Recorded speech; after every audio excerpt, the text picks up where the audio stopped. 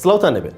محەممەدی حاجی مەحموود سەرۆکی پارتی سۆسیالیست دیموکراتی کوردستان پامێکە ڕاستی حکوومەتی هەرێمی کوردستان و وەزارەتی پێشمەرگە دەکات و ڕای دەگەێنێت ڕێگەمان بدەن هێز بجوڵێنین و ناهێڵین پۆستاڵی بێگانە لە خانەقین جێگیر بێت. محەممەدی حاجی مەحموود داوای مۆڵەتی جوڵەپێکردنی هێز لە وەزارەتی پێشمەرگە دەکات و دەڵێت ئەگەر حکوومەتی هەرێم ئیلتیزامی هەیە و ناتوانێت هێز بەکاربهێنێت ئەوە داواتان لێ دەکەین ڕێگە بە هێزەکانی پارتی سۆسیالیست بدەن لە ماوەی چەند کاتژمێرێکدا دەگەین. محەممەدی حاجی مەحموود سەرۆکی پارتی سۆسیالیست دیموکراتی کوردستان لە نامەیەکدا کە ڕاستی وەزارەتی پێشمەرگەی کردووە ڕای دەگەێنێت حکوومەتی عێراق سەرڕای وەزعی خراپی و بێسەروبەری و نەمانی شیرازەی وەک دەوڵات و بۆ ساڵێک دەچێت هەڵبژاردننی پەرلەمانی عێراق کراوە بەڵام تا ئێستا نەیتوانیوە حکوومەت دابمەزرێنن. لەگەڵ ئەو وەزع خراپەشدا هێشتا کوردیان لەبیر نەچوە. وەزیری نەوت و دادگا زەلیلەکەیان هەر ڕۆژە و هەڕەشە و کێشە بۆ هەرێمی کوردستان دروست دەکەن.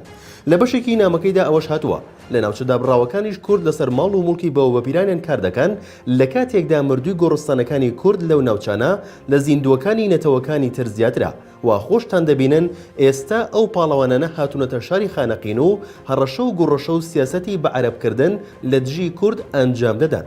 محەممەدی حاجی مەحموود نووسی وشێتی جێشی عێراق لە شەڕی عەرەب ئیسرائیل زۆریان بەدیلگیران و ڕایان کرد. لە شەڕی نێوان ئێران عێراق سەدەن هەزاریان لە جێشی عێراق بەدیلگەر. لە شەڕی کوێیت هەزارانیان بەدیلگیرا و ئێستا خۆیان لەسەر خەڵکی بێچەکی کورد تاقی دەکەنەوە.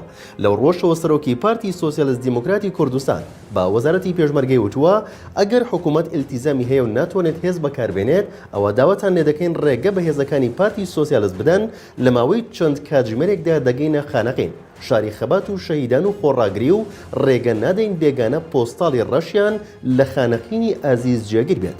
ئەمە لە کاتێکدایە لەلایەن ئۆپەراسیۆنە هاوبەشەکانی دیالەوە هێزە ئەمنیە کوردەکانی ناو قەزای خانەقین ئاگادار کراونەتەوە بچنە دەرەوەی خانەقین و چیتر ڕێگەیان پێنادرێت لەو شارە بمێنەوە.